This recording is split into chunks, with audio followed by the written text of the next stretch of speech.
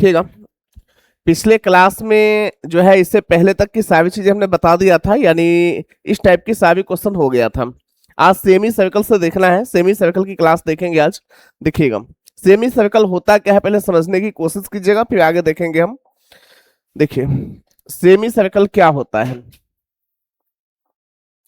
ध्यान से समझेंगे यहाँ पे। देखिए सेमी सर्कल आज जो चालू कर रहे हैं हम, सेमी सर्कल चालू कर रहे हैं। सेमी सर्कल को हिंदी में अर्धवृत्त बोलते हैं। सेमी सर्कल का मतलब अर्धवृत्त, सेमी सर्कल का मतलब होता है अर्धवृत्त, यानी वृत्त का आधा। सेमी सर्कल का मतलब ही होता है जो वृत्त का आधा हो। तो वो कैसे होता है जो दिखेगा ध्यान से। जैसे मान लीजिए कि यहाँ पे एक हम फिगर बनाते हैं ऐसे। मान लीजिए कि ये तो हमारा एक सर्कल हो गया, यहाँ पे एक सर्कल का फॉर्मेशन कीजिए, सर्कल का हमने ये सर्कल बनाया। अगर इसका आधा देखना हो, आधा, तो आधा का मतलब क्या होता है, ये सेंटर से यहां तक का डिस्टेंस, ये हो गया सेमी सर्कल। ये भी अपने आप में सेमी सर्कल, ये भी अपने आप में सेमी सर्कल। ठीक है। अगर हम किसी एक भाग को हटा दें, अगर जो हम किसी एक भाग को हटा दें तो जो भाग बचेगा वही क्या हो जाएगा, अब सेमी सर्कल हो जाएगा। ये जो भाग बच गया यही सेमी सर्कल हो गया। ठीक है। अब जैसे सेमी सर्कल हो गया, अब ध्यान से समझेंगे। थोड़ा सा और अच्छा फिगर बनाना है तो आप ऐसे भी बना सकते हैं। देखिएगा, हाँ जी हाँ,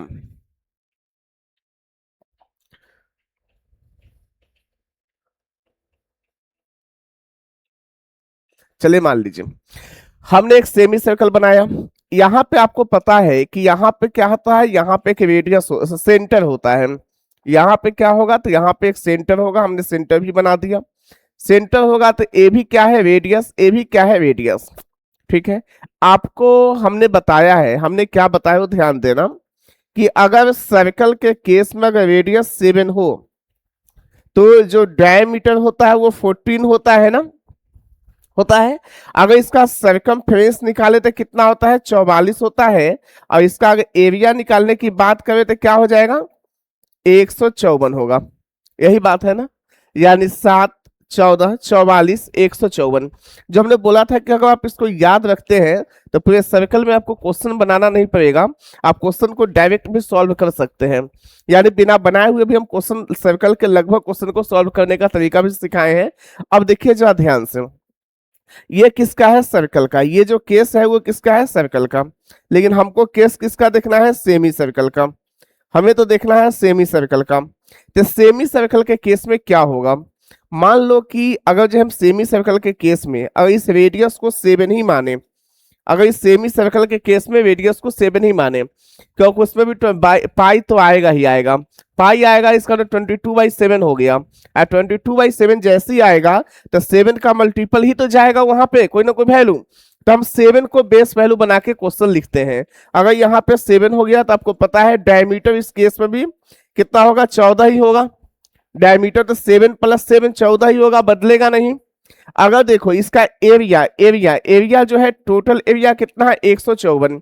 अगर टोटल एरिया 154 है इसका सर्कल का, ओवरऑल एरिया 154 है। लेकिन आपको नहीं दिखता कि सेमी सर्कल के केस में एरिया का हाफ है, हाफ। अगर हाफ है तो 154 का आधा, 154 का आधा 77 होता है।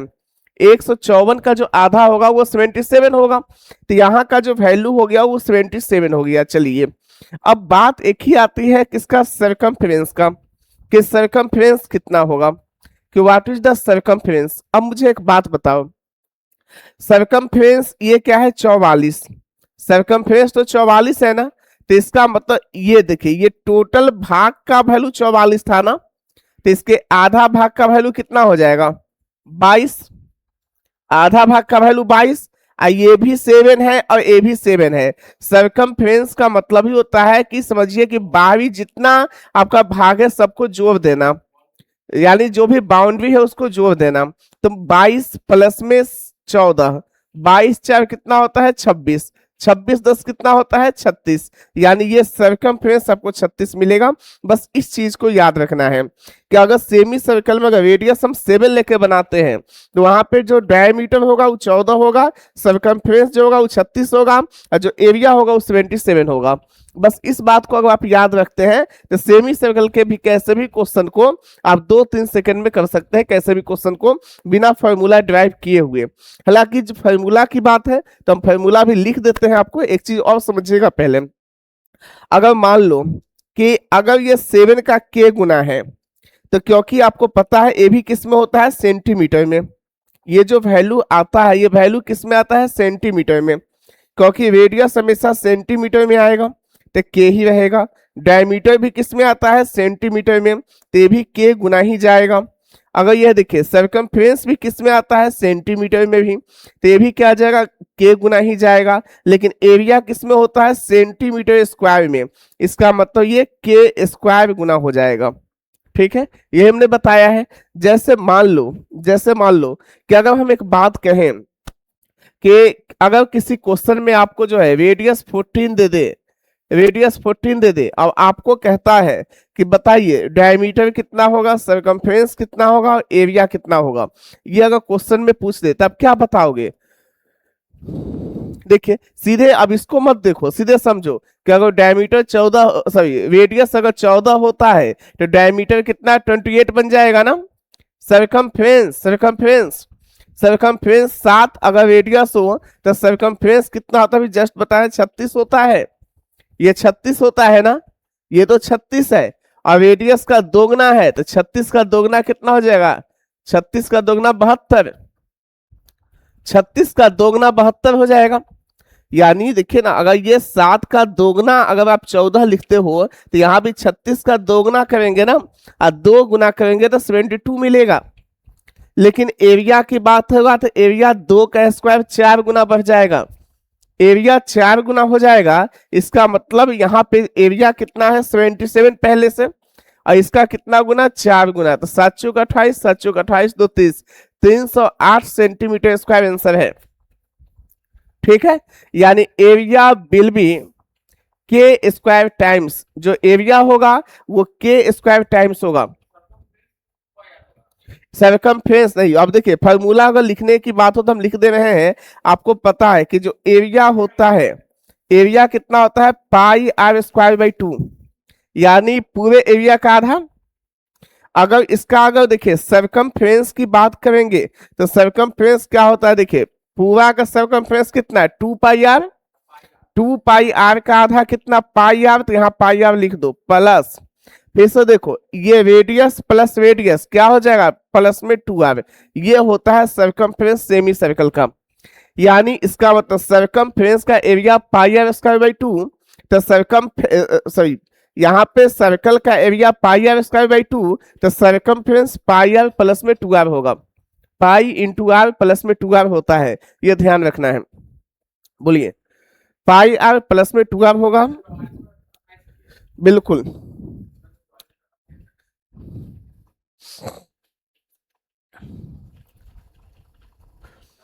देखिए 7 है तो डायमीटर, 7 का दोगुना पे रेडियस लिए तो डायमीटर का दोगुना 28, यहां देखिए 36 का दोगुना 72, लेकिन ये बढ़ जाएगा 4 गुना, 2 का स्क्वायर 4 गुना बढ़ेगा तो 77 का 4 गुना 308 होता है, 308 जो आपका आंसर होगा, 308।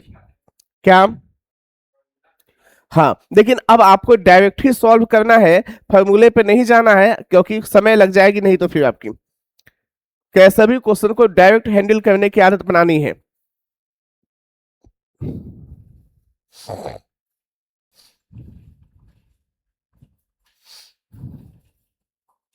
हो गया जी, चलिए आगे देखते हैं फिर। अब इस पे क्वेश्चन एक दो है जो कीजिएगा।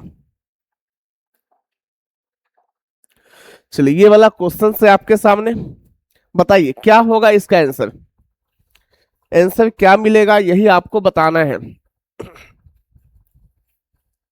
देखिए कहता है किसी अर्धवृत्त का परिमाप 25.7 है, ये क्या है, परिमाप यानी सर्कमफ्रेंस, सर्कमफ्रेंस कितना दे दिया, 25.7, यानी ये सर्कमफ्रेंस आपको दे रखा है 25.7, तो लिख दो 25.7, लिख दिया हमने। यानी 25.7 क्या है, सरकमफ्रेंस है मेरे भाई। अब देखो आपको पता है, अभी जस्ट हमने बताया है कि क्या होता है सरकमफ्रेंस, क्या होता है, तो पाई आर प्लस में 2r होता है ना, तो यानी पाई आर प्लस में 2r होता है। अगर कॉमन लिया जाए तो पाई यहाँ पे कर सकते हो कि पाई प्लस 2 इंटू आर, ऐसा भी लिख सकते हैं क्या, इसको ऐसे भी लिख सकते हैं ना, पाई यहाँ पे अगर आर कॉमन ले लिया जाए तो पाई प्लस 2 आ जाएगा ना, तो यानी पाई प्लस 2 इंटू आर। अब आप मुझे बताओ कि पाई का वैल्यू क्वेश्चन में 3.14 लेने के लिए बोला है, प्लस में 2 करो इंटू में आर करो, इसका वैल्यू 25.7 दिया, तो क्या हम रेडियस यहां से निकाल पाएंगे, इसका जो वैल्यू आएगा वो कितना आएगा 5.14 इंटू में आर इक्वल टू 25.7 आएगा। आप कहोगे जी सर, अब इसको अगर हम कैंसिल करें तो क्या ये कैंसिल हो पाएगा, बताइए कितना से हम इसको कैंसिल कर पाएंगे बताइए। तो आप कहोगे सर इसको आप 5 टाइम्स कैंसिल कर सकते हैं, 5 टाइम्स, ये 5 टाइम्स कैंसिल हो जाएगा आपका। जैसे ये 5 टाइम्स कैंसिल हुआ तो रेडियस कितना 5, और पता है कि diameter is twice the radius, इसका मतलब 5 टू जा 10 आपका आंसर हो जाएगा, यानी 10 बी ऑप्शन करेक्ट है। ठीक है, कोई दिक्कत है तो बोल लीजिए।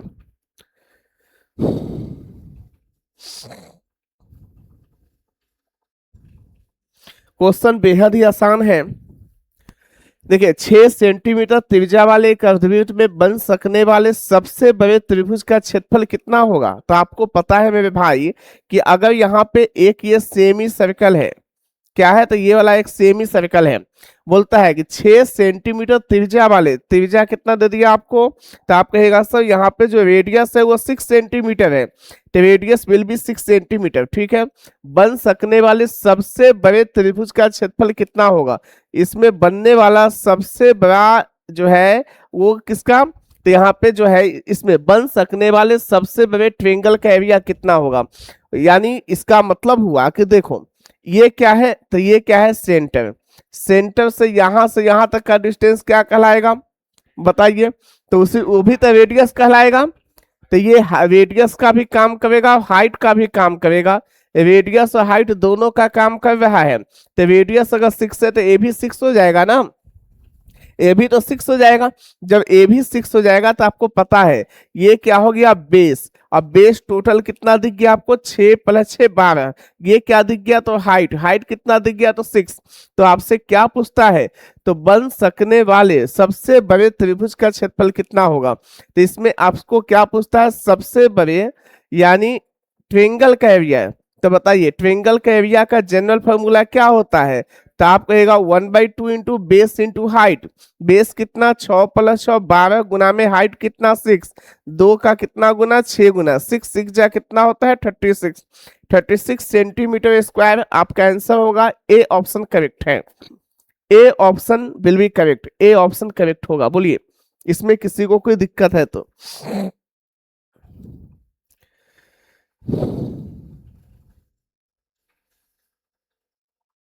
अब यहां से देखना है हमको, देखिए थोड़ा सा आप पहले समझिएगा फिर आगे देखते हैं हम, ध्यान से देखेंगे। अगला हेडिंग जो लगाएंगे सेक्टर, सेक्टर का मतलब होता है त्रिभुज खंड, सेक्टर होता है, देखिएगा सेक्टर को हिंदी में हम लोग बोलते हैं त्रिभुज खंड। होता क्या है पहले वो समझिएगा, व्हाट इज सेक्टर, सेक्टर होता क्या है, सेक्टर को हिंदी में त्रिभुज खंड बोलते हैं। अब देखिए सेक्टर क्या होता है जरा समझने की कोशिश कीजिएगा, व्हाट इज सेक्टर।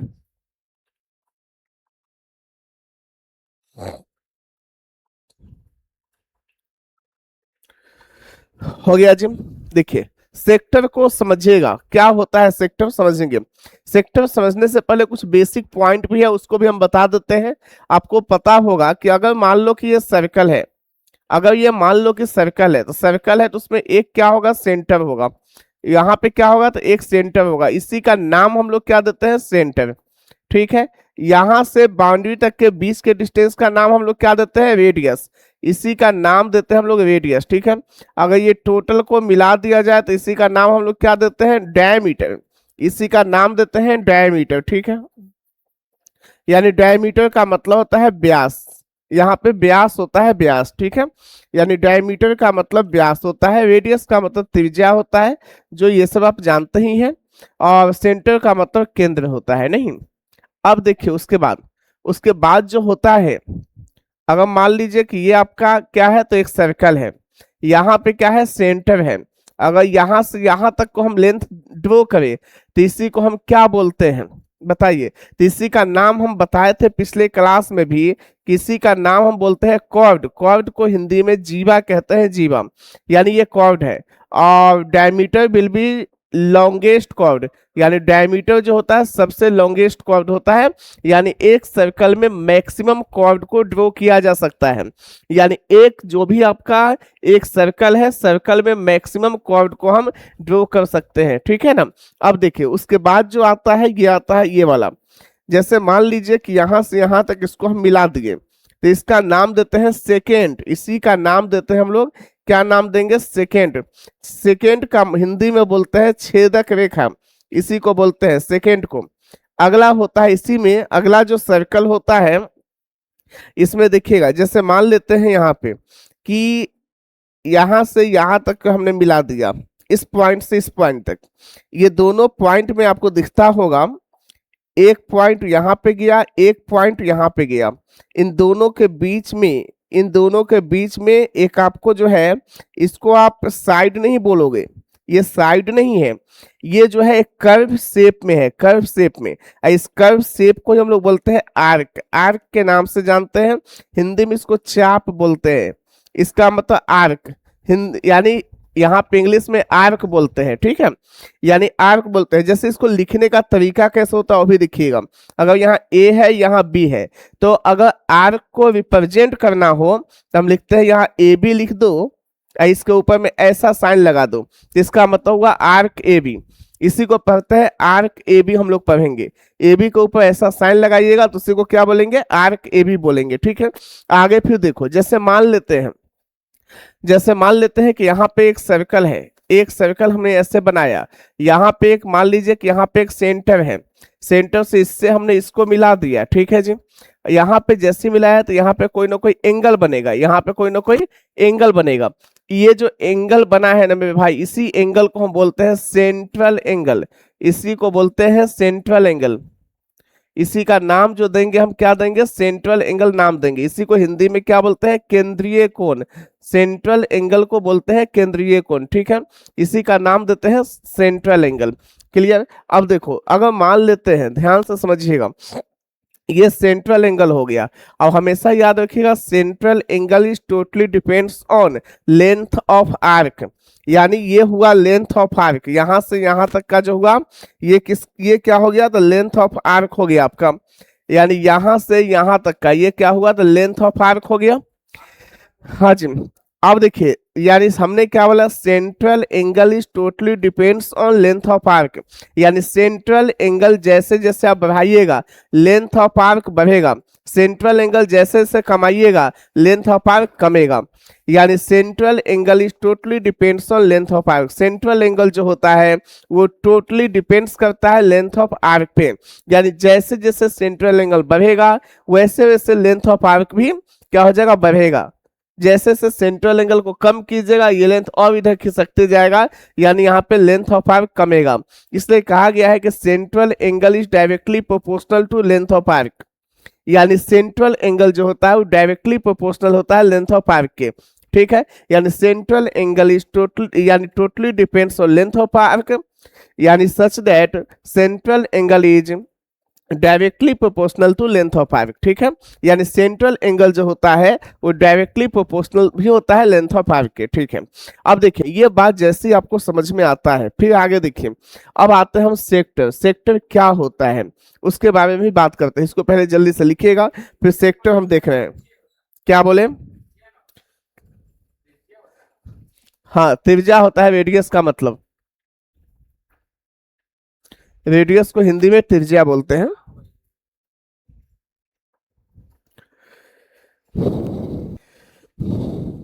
हो गया। चलिए अब आगे देखिए, इसी में देखना है आगे। यानी हम देख रहे थे सेक्टर, सेक्टर क्या होता है जो समझिएगा, सेक्टर क्या होता है, व्हाट इज सेक्टर, ध्यान से समझेंगे। यहां पे जो बात है सेक्टर का, सेक्टर को क्या बोलते हैं, त्रिज्यखंड। सेक्टर को क्या बोलते हैं, त्रिज्यखंड। सेक्टर होता क्या है समझिएगा पहले, फिर हम लिखते भी हैं। यहाँ पे देखिए सेक्टर का मतलब होता है कि जैसे हमने एक सर्कल बनाया, ऐसे बना दिया, यहाँ पे कहीं ना कहीं सेंटर है, सेंटर से यहां से हमने इसको मिलाया, सेंटर से बाउंड्री को मिलाया, यहाँ भी ये सेंटर से इस बाउंड्री को मिला दिया। जैसे हम ये दोनों बाउंड्री से हमने मिला दिया इस सेंटर को, देखिए यहाँ पे कोई ना कोई एक रीजन बना है, यहाँ पे कोई ना कोई एक रीजन बना है कुछ इस प्रकार का रीजन बनते हुए नजर आया आपको, आ गया। इसी रीजन को हम लोग बोलते हैं सेक्टर, इसी रीजन को हम लोग बोलते हैं सेक्टर। ये जो रीजन बना, इसी रीजन को नाम देते हैं सेक्टर के नाम से जानते हैं। अब जा देखिए, यानी ये जो रीजन बनेगा इसी को बोलते हैं सेक्टर। होता क्या है, तो होता क्या है देखिएगा, हम कह सकते हैं कि that region which is enclosed by the arc and two bounding radii are called sector, are called sector। देखिए जैसे हमने ये बोला कि that region which is enclosed by the arc and two bounding radii, radius के plural में radii बोलते हैं, रेडियाई आर कॉल्ड सेक्टर। ठीक है, समझ में बात आया। इसी को लिखिएगा तो लिख लीजिएगा, पहले लिखिएगा डेट रीजन which is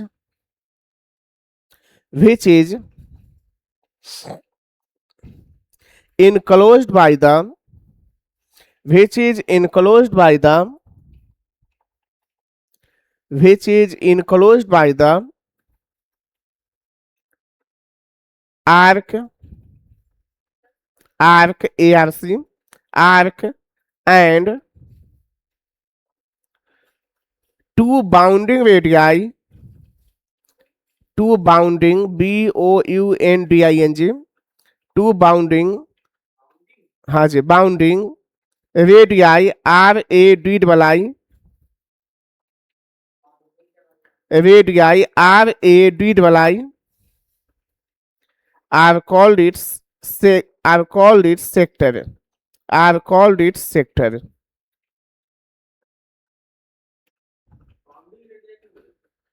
बताते हैं।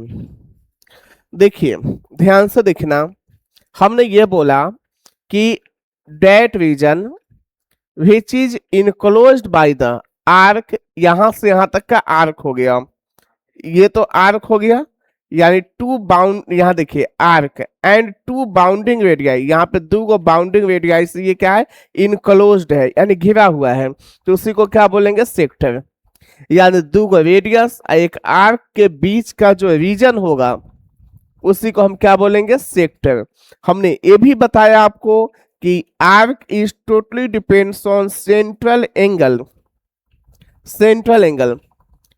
ठीक है, पहली बात। दूसरी बात ये होता है, वो भी समझिएगा, जैसे मान लीजिए कि एक देखिए, क्या अभी जो रीजन आपको नजर आ रहा है, क्या वो रीजन सेमी सर्कल से छोटा है या बड़ा है, छोटा है। अगर सेमी सर्कल से छोटा होगा तो इसी का एक नाम देते हैं माइनर सेक्टर। अगर देखिए इसके ए भी अपने आप में सेक्टर ही तो है, क्योंकि ए भी अपने आप एक आर्क है और दो गो बाउंडिंग रेडियाई से यहां भी तो कुछ ना कुछ एंगल बना ही रहा होगा, यस। तो अगर ये सेमी सर्कल से बड़ा होगा तो इसी का हम नाम देते हैं मेजर सेक्टर। समझ में आया, इसमें बोलिएगा कोई दिक्कत है तो हाँ जी। अब बिल्कुल, अब देखिए यहाँ पे क्या है, ये हो गया माइनर सेक्टर, ये क्या हो गया तो मेजर सेक्टर। यहां भी अपने आप में कुछ ना कुछ एंगल तो बना रहा है ना, एंगल तो यहां भी कुछ ना कुछ बना रहा है, एंगल यहां भी कुछ ना कुछ बना रहा है, और एंगल ही डिपेंड्स करेगा कि आर्क का लेंथ कितना होगा। यानी चाप की लंबाई कितनी होगी। अब देखिए, अब ध्यान से, तो यहां पे ये वाले रीजन हो गया। तो यानी हमने ये बताया कि that region which is enclosed by the arc and two bounding radii are called its sector, are called its sector. यानी वैसा कोई भी रीजन जो आर्क और दो गो रेडियस से इनक्लोज्ड हो, उसी को हम क्या बोलेंगे, तो यहां पे सेक्टर कहेंगे। आर्क ही है, ये भी अपने आप में आर्क ही है। बिल्कुल, आर्क कैसा भी हो सकता है, छोटा बड़ा कुछ भी, आर्क तो आर्क है। इसमें भी क्या है, ये होगा माइनर आर्क, ये होगा मेजर आर्क। ये नीचे वाला माइनर आर्क है, ये वाला मेजर आर्क हो गया। यानी अगर एंगल 180 से छोटा होगा तो वो क्या कहलाएगा, माइनर आर्क। अगर 180 डिग्री के बराबर होगा एंगल तो वो कहलाएगा आर्क ही कहलाएगा, वो तो आर्क ही कहलाएगा। अगर 180 से ज्यादा हो गया तो कहलाएगा मेजर आर्क। और 180 डिग्री के बराबर अगर एंगल होता है तो उस आर्क का नाम हम देते हैं सेमी सर्कल। यानी सेमी सर्कल के केस में जो एंगल होता है वो 180 डिग्री का एंगल बनता है। तो सेमी सर्कल के केस में वो भी आर्क ही कहलाएगा, लेकिन सेमी सर्कल कहलाएगा क्योंकि वहां पे एंगल 180 डिग्री बना रहा है। 180 डिग्री से छोटा होगा तो उसका नाम देंगे माइनर आर्क। अगर वहां पे 180 डिग्री से बड़ा बन रहा है एंगल तो उसका नाम देंगे मेजर आर्क। रीजन का नाम देंगे माइनर सेक्टर, उस वाले रीजन का नाम देंगे मेजर सेक्टर। ठीक है, ये चीज क्लियर हुआ। इसमें किसी को भी कोई दिक्कत है तो बोल लीजिए, नहीं ना है। अब देखिए, ध्यान से समझिएगा, मुझे एक बात बताइए कि अगर यहाँ पे मान लो, अगर यहाँ पे मान लेते हैं कि हम कुछ एंगल मानते हैं, एंगल मान लेते हैं कि एंगल तो हमको डिसाइड नहीं है कि कितना बना रहा है, 90, 100, 200, 500, कुछ भी मुझे नहीं पता क्या बन रहा है। बस हमको ये पता है कि यहाँ पे थीटा एक एंगल बना रहा है। हमने मान लिया कि यहाँ पे कोई एंगल नहीं है तो थीटा एक एंगल है, तो हमने एक थीटा एंगल वहां पे बना दिया। जैसे ही थीटा बनाया, जैसे आपको ही कहते हैं कि देखिए ध्यान से, कि हमने दो चीज बताया कि अगर एंगल 90 डिग्री बना रहा है तो राइट एंगल होगा सर। अगर मान लीजिए कि 180 बना रहा है तो ये स्ट्रेट एंगल होगा। अगर वहां पे मान लीजिए कि 360 डिग्री बना रहा है तो वो कंप्लीट एंगल कहलाएगा 360 डिग्री का केस में। यानी 360 डिग्री में कंप्लीट एंगल होता है, और कंप्लीट एंगल हमेशा एक सर्कल का फॉर्मेशन करता है।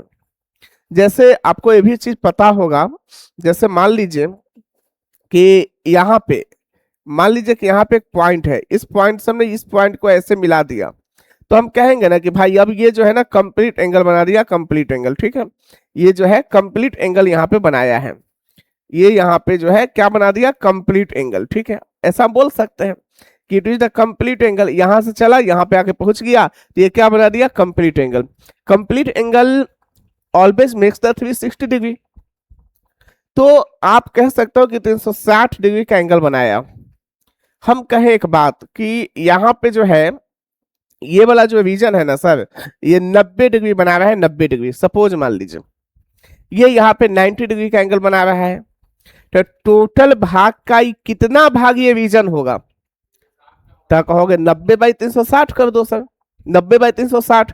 यानी आपको पता है जिसके बारे में बोलता है उसको ऊपर लिखना होता है और टोटल को हमेशा नीचे लिखते हैं। कैसे आप परसेंटेज में पढ़े कि 100% को टोटल मानते हैं। अगर 100% को हम टोटल मानते हैं, अब आपको कोई बोले, आपको बोले कि मान लीजिए कि पीयूष के पास, हम बोले कि बहुत सारे पैसा है, हम बोले उसमें से 10% दे दो गोलू को, गोलू भी बेचारा खुश हो जाएगा। तो 10% देने का मतलब कितना है, 10/100, यानी 10/100, यानी अपने पूरे पैसे के भाग का 1/10वां भाग दे देगा उसको, यानी 1/10वां भाग, यानी 10/100। तो उसी तरीका से 90 कितना, 360 हो जाएगा, यानी 1/4 भाग ये रीजन होगा। इसका मतलब ये हुआ। अब समझिएगा ध्यान से, यहां पे तो पूरा सर्कल का जैसी फॉर्मेशन होता है तो कितना बनाता है एंगल, 360 डिग्री। लेकिन हमको केवल इतना ही रीजन का चाहिए, तो इतना रीजन का कितना हो जाएगा 90/360। हाँ, यहाँ पर भी थीटा है तो हम थीटा लिखेंगे, बात सही है। अगर 90 होता तो 90 लिखते, लेकिन यहाँ पे क्या है थीटा है तो हम भी क्या लिखेंगे थीटा लिखेंगे। ये बात समझ में आया? यानी 90/360 होगा। इसमें किसी को कोई दिक्कत है तो बोल लीजिए। यानी 90 होगा तो 90/360, यहाँ पे थीटा है तो थीटा भी 360।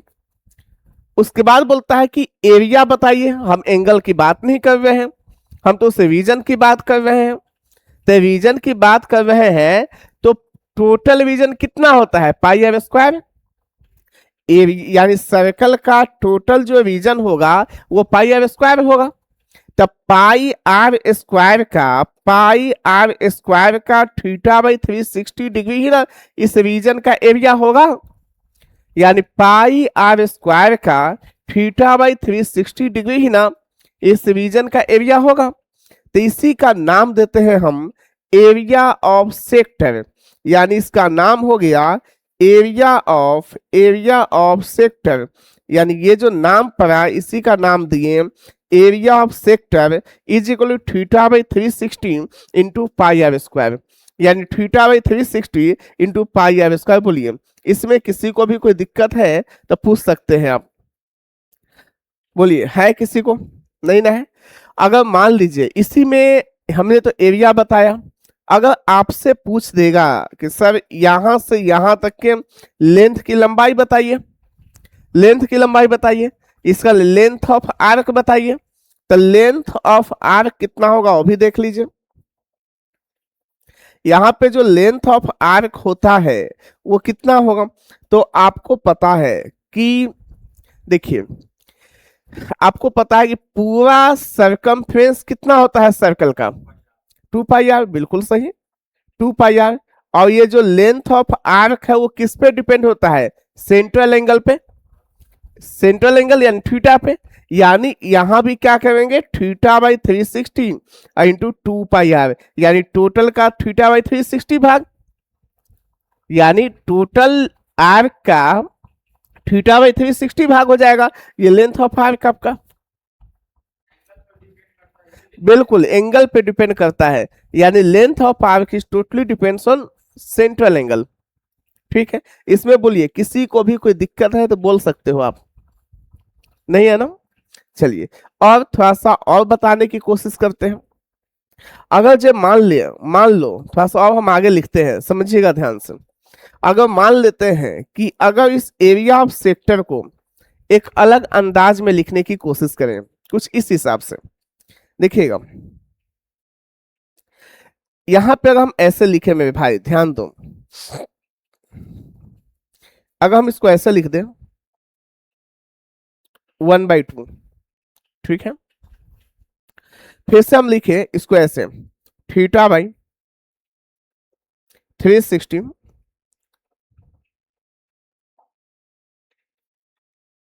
यानी θ/360, ठीक है। इतना को ही इतना लिख रहे हैं θ/360 इंटू πr²। आप मुझे बताइए, आपने 1/2 से यहां मल्टीप्लाई किया, तो जैसे मल्टीप्लाई करोगे तो ऊपर गुना भी करोगे 2 से, तभी ना 2 से 2 कटेगा और केवल θ/360 बचेगा। अगर केवल θ/360 लिखना हो तो θ/360 को हम क्या इतना लिख सकते हैं, 2 से 2 कट गया, बचेगा θ/360। बस लिखने का तरीका हमने बदला है, लेकिन दोनों बात तो बराबर है ना। अब देखो, और यहाँ कितना है πr², तो आप यहाँ पे πr² को आपको पता है 2 का स्क्वायर का मतलब 2 गुना 2, 3 का स्क्वायर का मतलब 3 गुना 3, तो r का स्क्वायर का मतलब r गुना r। क्या लिख सकते हो आप, बोलिए? लिख सकते हैं, बिल्कुल सही, ए से हम लिख सकते हैं, सही बात है, बिल्कुल लिख सकते हैं। अब देखिए जरा ध्यान से मुझे एक बात बताओ, क्या ये θ/360 इंटू 2πr, क्या θ/360 इंटू 2πr, क्या ये दिखा क्या आपको? क्या जो यहां है वही यहां दिखा? दिखा। और इसी का मतलब ये है जितना वैल्यू इसका है उतना ही वैल्यू टोटल का है। तो क्या ये देखिए लेंथ ऑफ आर्क को हम लोग एल से डिनोट करते हैं, एल से। तो क्या इसको एक नया फॉर्मूला भी देने की कोशिश कर सकते हैं, 1/2 इंटू एल, इतना को एल बोलेंगे और आर एक बाकी है ना तो गुना आर बोलेंगे, यानी 1/2 इंटू एल इंटू आर। ये भी क्या निकला, तो आप कहेगा सर ये जो निकला है area of sector, area of sector, area of sector equal to 1/2 into L into R. हाँ जी, area of sector equal to 1/2 into L into R. जब सेक्टर में थीटा का जिक्र होगा, एंगल का जिक्र होगा, तो पहले वाले फॉर्मूला से बनाएंगे। अगर वहां पे लेंथ ऑफ आर्क और रेडियस केवल दिया हुआ है तो हम दूसरे वाले फॉर्मूला का यूज करेंगे, 1/2 into L into r, 1/2 into L into r. बोलिए, इसमें किसी को भी कोई दिक्कत का है तो बोल सकते हैं आप।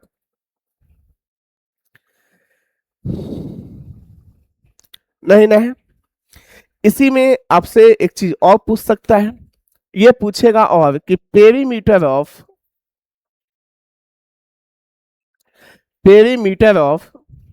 सर्कल,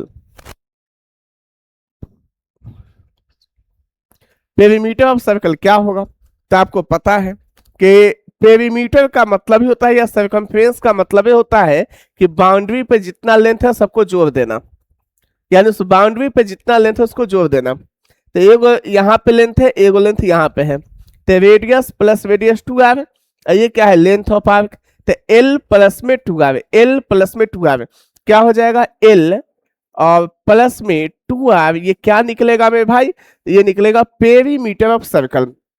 पेरीमीटर ऑफ सर्कल जो है l प्लस में 2r होता है, यानी perimeter of circle is equal to l plus में 2r।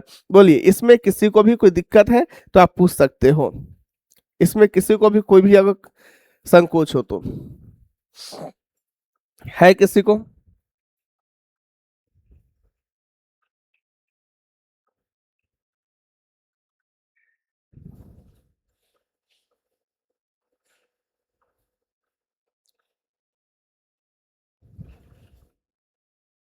हो गया। थोड़ा सा और इसमें अगर हम बताएं, कुछ डिग्री और रेडियन का भी केसेस आपको बताते हैं, डिग्री और रेडियन का भी। एक चीज ध्यान दीजिए, ऐसे डिग्री और रेडियन हम आगे डीपली पढ़ाएंगे, अभी बस थोड़ा सा आपको हिंट्स देते हैं कि डिग्री क्या होता है और रेडियन क्या होता है। देखिए यहाँ पे मान लो कि एक जगह हम डिग्री लिखते हैं, एक जगह में रेडियन लिखते हैं,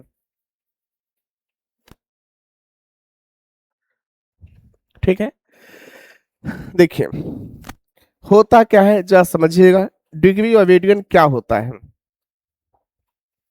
मैं भाई जब भी आपको डिग्री से रेडियन में जाना हो तो आप जो है पाई बाई 180 से गुना करेंगे, यानी पाई बाई 180 से गुना करेंगे, पाई बाई 180 से, ये यहाँ पे। और यहाँ पे एक ऐसा साइन लगाने का मतलब हुआ कि रेडियन, जैसे आपको लिख देगा ऐसा, तो समझिए 1 रेडियन है ये, इसको पढ़ेंगे 1 रेडियन। 2 के ऊपर सी के तरह लिख देगा तो 2 रेडियन, 10 के ऊपर सी के तरह लिख देगा तो 10 रेडियन, इसका मतलब ये हुआ। हाँ जी हाँ। अब देखिए, अब हम डीपली इसको नहीं देख रहे हैं, बस आपको बस बता रहे हैं। अगर आपको रेडियन से डिग्री में जाना हो तो आप यहाँ पे क्या करोगे, 180/पाई से गुना करोगे, 180/पाई से गुना करोगे। सपोज हम बोले कि 5 रेडियन है, सपोज मान लीजिए सर 5 रेडियन है, ठीक है। 5 रेडियन आपको दे दिया, या कुछ भी दे सकता है, उससे कोई मतलब नहीं बनता। 5 रेडियन को डिग्री में बदलिए ना सर, तो आप लिखोगे 5 गुना पाई बाई 180, ये कितना आएगा, तो 5 से 36 बाई में, तो कितना जगह पाई बाई 36 डिग्री। हाँ जी, हाँ जी, सॉरी, हाँ सॉरी सॉरी सॉरी, एक मिनट।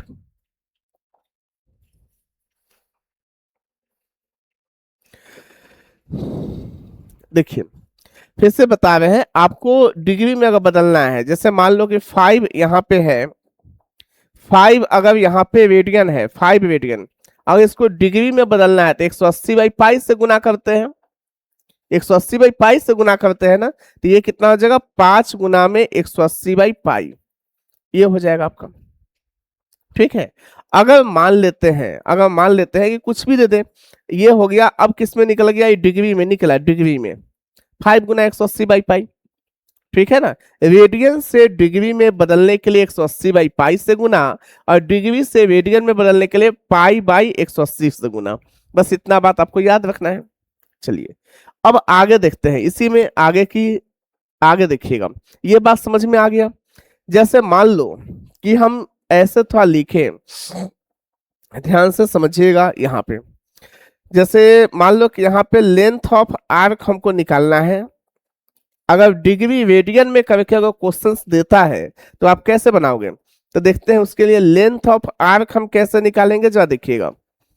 वहां से भी हम लेंथ ऑफ आर्क को निकाल सकते हैं, वो कैसे, जरा ध्यान दीजिए। लेंथ ऑफ आर्क अभी जस्ट आपने देखा होता कितना है, थीटा बाई 360 और गुना में 2 पाई आर होता है ना, बताइए। यानी theta by 360 into 2 pi r होता है। इसमें किसी को कोई दिक्कत है तो बोलिए, नहीं है। मुझे एक बात बताओ, क्या ये कैंसिल होगा, क्या ये जो है कैंसिल होने के लिए तैयार है, तो आप कहेगा जी सर 180 बार में कैंसिल होगा, होगा ना। क्या इसको इस फेज में नहीं लिख सकते, देखिए ध्यान दीजिएगा, इसको इस फेज में तो हम लिख सकते हैं ना, कि यहाँ पे हम ऐसे भी लिख सकते हैं, theta into pi, theta pi को गुना हमने कर दिया।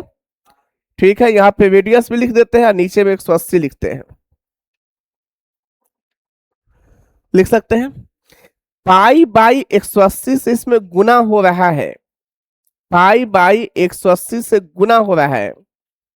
बताइए, यहां पे आपको दिख रहा होगा कि पाई बाई 180 से गुना होते हुए नजर आ रहा है आपको, पाई बाई 180 इसमें नजर आया। अब आपको पता है कि जब यहां पे देखिए, जब पाई बाई 180 से गुना होता है, इसमें से पाई बाई 180 को निकाल देंगे तो जो वैल्यू जाएगा वो रेडियन में जाएगा। पाई बाई 180 इसमें से अगर निकाल देंगे तो ये रेडियन में चला जाएगा। तो इसका मतलब हुआ कि जैसे इस पाई बाई 180 को हम निकालेंगे तो यहां से कॉन्सेप्ट निकल के आएगा, थीटा इंटू आर, किसमें, तो इन रेडियन, ये रेडियन में आ जाएगा, इन रेडियन, यानी थीटा इंटू आर। क्योंकि पाई बाई 180 से फिर जब इसमें गुना कर देंगे तो डिग्री में पहुंच जाएगा। और पाई बाई 180 जैसे हमने निकाल दिया तो ये जो वैल्यू बना वो रेडियन में बन गया। इसका मतलब हुआ कि जब रेडियन में लेंथ ऑफ आर्क निकालने के लिए बोलेगा तो हम सीधे क्या करेंगे, थीटा इंटू आर करेंगे। यानी हम सीधे क्या करेंगे, थीटा इंटू आर करेंगे। हम इस पे क्वेश्चंस कराएंगे, बिल्कुल घबराने वाली कोई बात नहीं है। जैसे आपको लेंथ ऑफ आर्क अगर रेडियन में निकालना हो तो हम सीधे थीटा इंटू आर करेंगे। बोलिए, इसमें कोई दिक्कत है, हाँ इसमें कोई दिक्कत नहीं ना। इसको लिखिएगा जल्दी से, फिर आगे देखते हैं।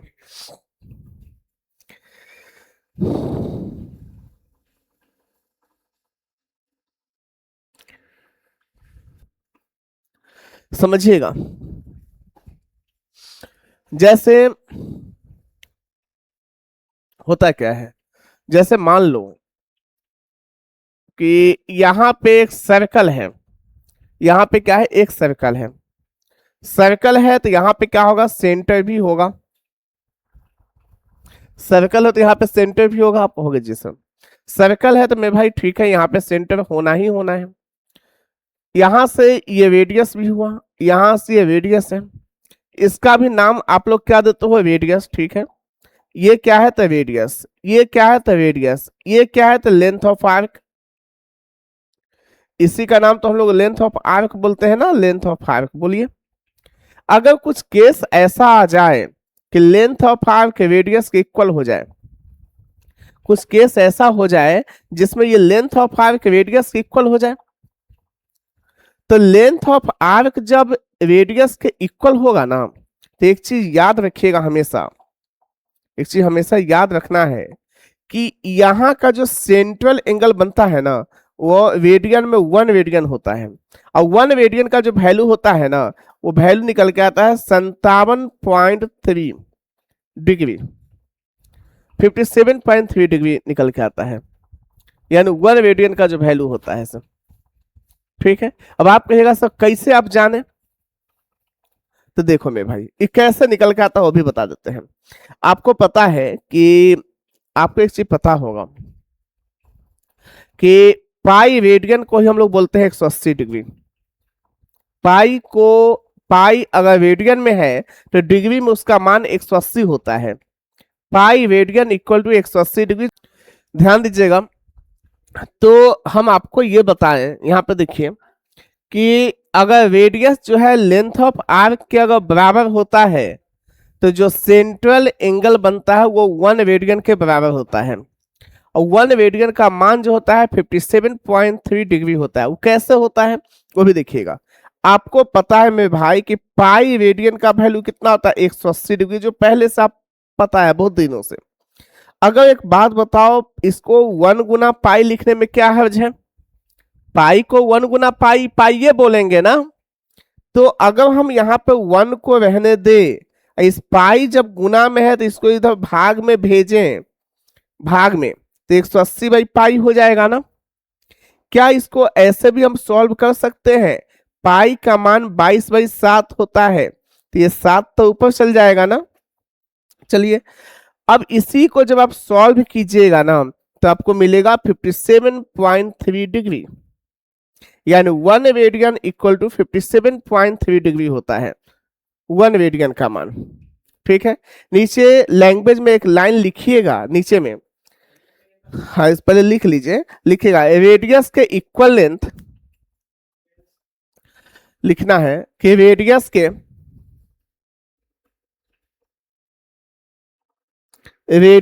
इक्वल लेंथ का आर्क, रेडियस के इक्वल लेंथ का arc, arc ARC arc, centre पे जो एंगल बनाएगा, सेंटर पर जो एंगल बनाएगा वो रेडियन होता है। सेंटर पर जो एंगल बनाएगा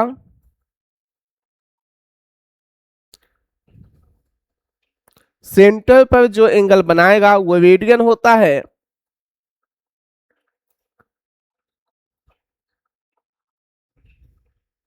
आप फिर नीचे में पैराग्राफ चेंज करके लिखिएगा 1 रेडियन होता है, रेडियन होता है, लिख लीजिए रेडियन होता है, हो गया। फिर पैराग्राफ चेंज करके लिखिएगा चाप की लंबाई, चाप यानी आर्क, आर्क को हिंदी में चाप बोलते हैं, आर्क की लंबाई त्रिज्या के बराबर हो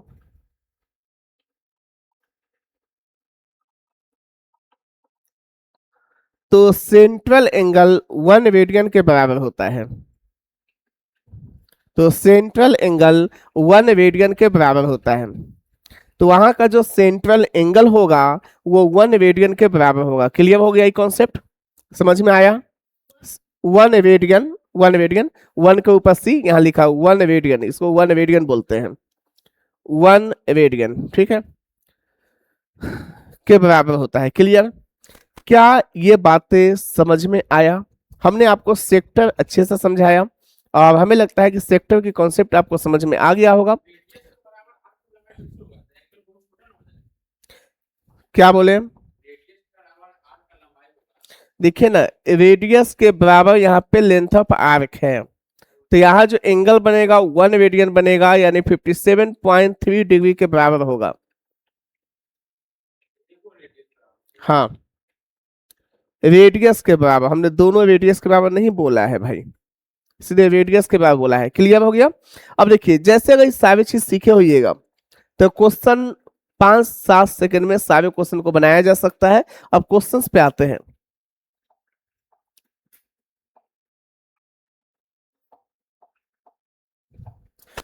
चलिए, अब हमारे पास ये क्वेश्चंस है। चलो, इस क्वेश्चन को देखते ही क्या आपके दिमाग में कोई आंसर आया क्या? बोलिए। बोलता है the length of the arc of a circle is equal to the radius, what is the central angle in degree? What is the central angle in degree? क्या होगा सेंट्रल एंगल इसके डिग्री में? यानी डी ऑप्शन होगा। अभी ये just तो सिखाए हैं भाई ये सब कि अगर रेडियस लेंथ ऑफ आर्क के बराबर होता है तो सेंट्रल एंगल 1 रेडियन के बराबर होता है, और 1 रेडियन का मान कितना आता है 57.3 डिग्री। अभी जस्ट सिखाए हैं ना कि अगर ये मान लीजिए कि यहाँ पे सेंटर है, यहाँ पे ये आपका ये हो गया, ये लेंथ ऑफ आर्क जो है अगर ये रेडियस के बराबर हो जाए तो ये सेंट्रल एंगल 1 रेडियन के बराबर होता है, जिसका वैल्यू 57.3 डिग्री होता है। बात खत्म हो गया। बोलिए समझ में आया, कोई दिक्कत नहीं। चलिए नेक्स्ट क्वेश्चन देखते हैं। अगला क्वेश्चन,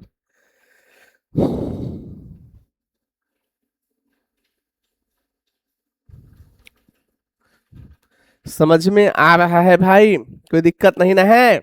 नहीं है। नेक्स्ट क्वेश्चन देखेंगे अब आगे। चलिए इस क्वेश्चन को जल्दी से बनाइए। 21 सेंटीमीटर त्रिज्या 180 डिग्री केंद्रीय कोण वाले एक वृत्त के त्रिज्यखंड का क्षेत्रफल कितना होगा? इसका थीटा दिया, रेडियस दिया, तो हम पहला फॉर्मूला लगाएंगे, theta by 360 into pi are square. तो थीटा कितना 180, 360 डिग्री, नीचे theta by 360 into pi are square. Pi कितना है 22/7, और रेडियस कितना है 21, यानी 21 गुना में 21। बस इसको काट कुट मचाइए, आंसर आपके सामने होगा। 180 का 2 गुना है, 7 का ये 3 गुना है, 2 का ये 11 गुना है, यानी 11 गुना में 63 कीजिए, 3 के 3 लिखे, 3 + 6 9 और 693 कहीं कोई दिखता है क्या? हाँ है, स्क्वायर आंसर है।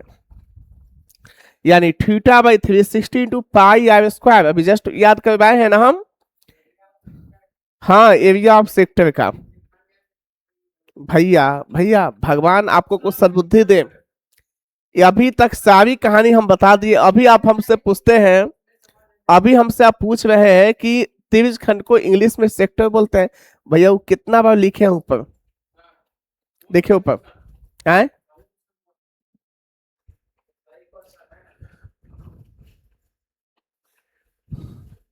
अच्छा ऊपर में कुछ मिस्टेक लिखा हुआ है, हाँ जी 180 है, यहाँ 180 कीजिएगा।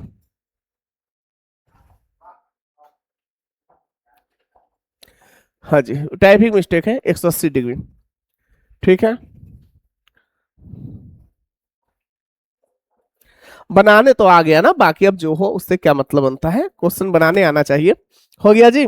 नेक्स्ट अगला क्वेश्चन, यदि 35 सेंटीमीटर त्रिज्या वाले वृत्त के एक त्रिभुज खंड की चाप की लंबाई 77 सेंटीमीटर, इसका केंद्रीय कोण कितना है? सेंट्रल एंगल क्या होगा? जल्दी बताइए, सेंट्रल एंगल क्या होगा, यहां पे बताना है आपको।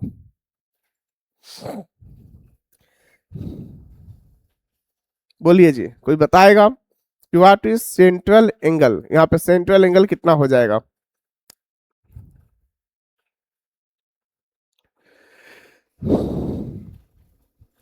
पैंतीस सेंटीमीटर रेडियस वाले वृत्त के एक त्रिभुज खंड की चाप की लंबाई दिया है, चाप की लंबाई दे दिया है, इसका केंद्रीय कोण कितना होगा?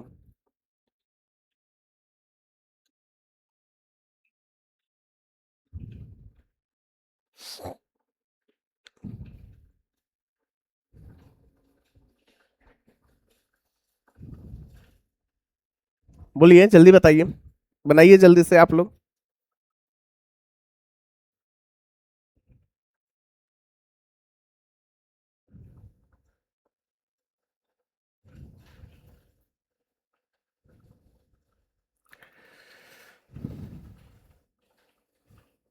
फार्मूला लगा दो ना चाप की लंबाई का, इसमें क्या कहना है मेरे भाई, इतना आसान तो है। चाप की लंबाई को पता है कि theta by 360 into 2 pi r नहीं होता, ये सब भी पूछने वाली बात है। जस्ट तो सिखाए, थीटा का मान नहीं निकालना है, नीचे 360 लिखो, तो यहाँ पे 2 की जगह 2 लिखो, पाई की जगह 22/7 लिखो, और रेडियस की जगह कितना लिखोगे 35। लेंथ ऑफ आर्क कितना दिया है 77, यहाँ पे 77 लिखो। बस इसी को काट कुट करके थीटा का वैल्यू निकाल दो, यही ना है। 7×5 = 35 होगा, 11×9 = 22, 11 से 77, यहाँ पे 7 होगा, यहाँ पे 5×9 = 10, 10 से 0 खत्म हो गया, 2 से कितना 18/मी खत्म हो गया। अब देखिए जब थीटा का वैल्यू निकालिएगा तो कितना मिलेगा 126 डिग्री, यानी ए ऑप्शन करेक्ट है। यानी ए ऑप्शन करेक्ट होगा, ए ऑप्शन। बोलिए इसमें किसी को कोई दिक्कत है तो?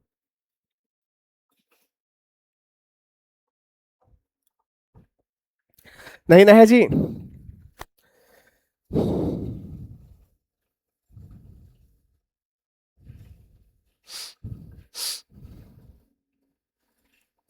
चलिए आगे, समझ में आ रहा है दीपिका? ठीक है, नेक्स्ट क्वेश्चन। चलिए इस क्वेश्चन को बनाइए। उस कोण पर चाप की लंबाई क्या है?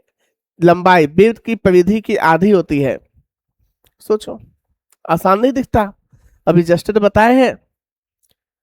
इस क्वेश्चन का आंसर देखते ही आपको पता चला। अभी जस्ट हमने क्या सिखाया था कि अगर length of arc semi circle से छोटा होगा तो माइनर सेक्टर बोलेंगे, सेमी सर्कल से बड़ा होगा मेजर सेक्टर बोलेंगे, लेकिन अगर सेमी सर्कल के बराबर होगा तो उसको तो हम लोग क्या बोलते हैं? सेमी सर्कल ही बोलते हैं। इसका मतलब वहां पे एंगल हमेशा कितना बनाएगा? तो 180 डिग्री। 180 डिग्री आंसर हो गया। देखिए ना, आपको बोला किस कोण पर चाप की लंबाई वृत्त की परिधि का आधा होता है। यानी चाप की जो लंबाई होता है परिधि का आधा। परिधि का आधा का मतलब आपको पता ही है, यही ना आपको 180 का एंगल बनाता है ऐसे। इसी पे ना मेरे भाई परिधि का आधा होता है यहाँ पे। पूरे सर्कल का आधा, पूरे सर्कल का आधा होगा तो 180 डिग्री का एंगल यहाँ बना रहा होगा, सेंट्रल एंगल। ठीक है, कोई दिक्कत नहीं ना? अब सीधे स्ट्रेट लाइन हमेशा 180 का ही एंगल बनाता है ना, तो इसका मतलब हो गया कि ये जो है 180 डिग्री का एंगल होगा, 180 डिग्री का। बोलिए इसमें किसी को कोई दिक्कत है तो? नहीं ना है? आगे फिर चलिए इस क्वेश्चन को बनाइए।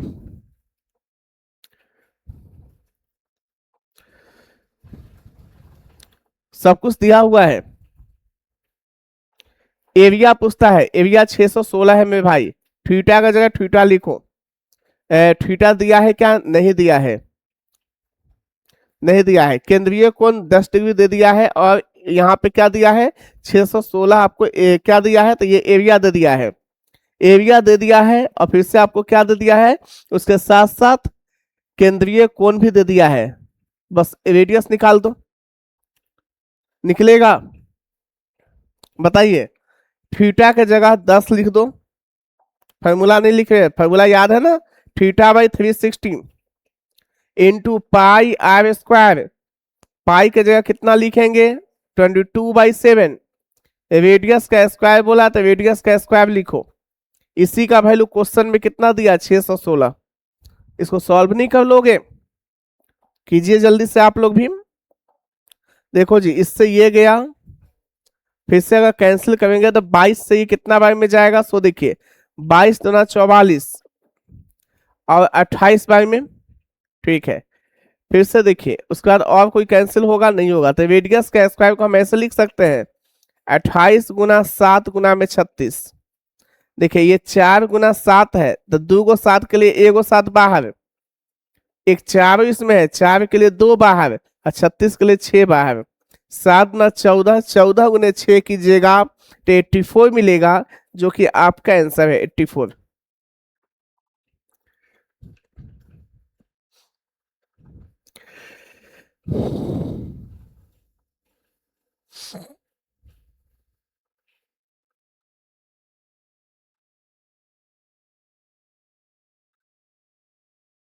हो गया जी?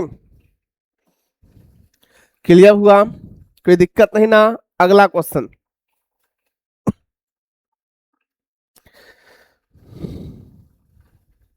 बोलिए दीपिका, समझ में आया? ये 28 कहां से लिखे भैया? कौन वाला? भाई मेरे, ये 22 से 28 बार में 616 कटा है। हाँ, इसी काटे हैं। घर पे समय दो, मेहनत करो, नहीं तो भाई छोटी छोटी चीज में भी अगर दिक्कत हो रही है, इसका मतलब समय नहीं दिया जा रहा है पढ़ाई पे। इसका एक ही मतलब बनता है, चलिए अगला नेक्स्ट क्वेश्चन हो गया। चलिए नेक्स्ट क्वेश्चन है आपका। चलिए अब इस क्वेश्चन को जल्दी से बनाएंगे। क्या है कि 42 सेंटीमीटर एक व्यास के वृत्त में से एक भाग काटा जाता है, ठीक है। इस भाग का कोण 150 डिग्री है, तो इसका एरिया है, नहीं निकल जाएगा। सेंट्रल एंगल पता है, रेडियस पता है। अगर सेंट्रल एंगल और रेडियस पता हो तो एरिया आराम से निकलता है। थीटा बाई 360, तो आप ही बताओ थीटा कितना आएगा 150, नीचे में कितना 360 इंटू पाई आर स्क्वायर, तो पाई का मान कितना 22/7 ले लो। अगुना में रेडियस का स्क्वायर, देखो रेडियस कितना है यहाँ पे आप ही बताओ। रेडियस यहाँ पे कितना है मेरे भाई 21। अब ये तो व्यास है 42, अगर व्यास अगर 42 है मेरे भाई तो रेडियस 21 नहीं हो जाएगा। यानी 21 गुना 21 कर दो, यही तो आपका आंसर है। हो गया, यही ना आपका एरिया होता है। देखो ना, इससे ये गया, ये कितना 5 ते 15 12 ते 36, ठीक है। ये 7 से कितना 3 बार में, 3 से कितना 4 बार में। हो गया, और कोई कैंसिल होगा क्या? नहीं होगा। ये कितना मिलेगा? गुना भी कुछ अलग अंदाज में करेंगे भैया। देखिए 5 है ना, इसमें से 2 ले लेते हैं तो 5 दूना 10 बन जाएगा, और तो कैंसिल हो ही जाएगा 2 से अभी। 2 दूना 4, 11 दूना 22 हो गया। ये कितना 21 बचे 105, 105 21 बचे 105 गुना में 11, नीचे में कितना 2 आ गया ना। इसका मतलब हुआ कि 5 के 5 5 0 5 1 0 1 1155, और नीचे में 2 2 5 जा 10 2 7 जा 14, फिर से 2 7 जा 14 और 0.5, यानी डी ऑप्शन करेक्ट होगा, डी ऑप्शन। क्लियर? कोई दिक्कत नहीं ना? चलिए तो फिर देखते हैं कल।